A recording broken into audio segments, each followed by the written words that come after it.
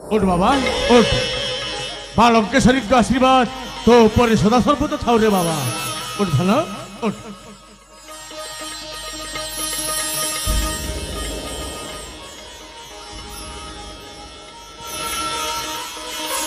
প্রভা শীঘ্র যাই শীঘ্র ফেরি আসিবু বাবা শীঘ্র যাই শীঘ্র ফেরি। দেরি করিবুনি তো ফেরিবা বাটকু মু নিশ্চয় অনেই বসিথিবি। ঠিক আছে বাবা। হও বাবা যা যা যা যা শীঘ্র যাই শীঘ্র ফেরিয়া।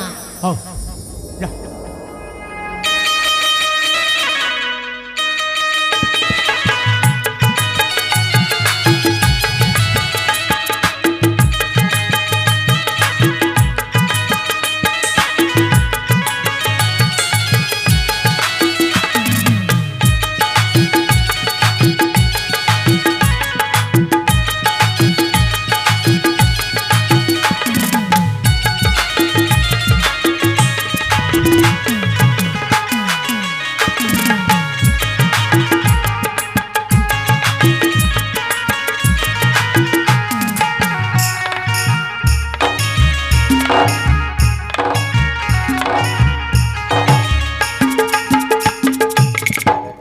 দেখো দেখো পুଅଟାକୁ ମୋର 20 ବର୍ଷ ହୋଇଗଲା, ହେଲେ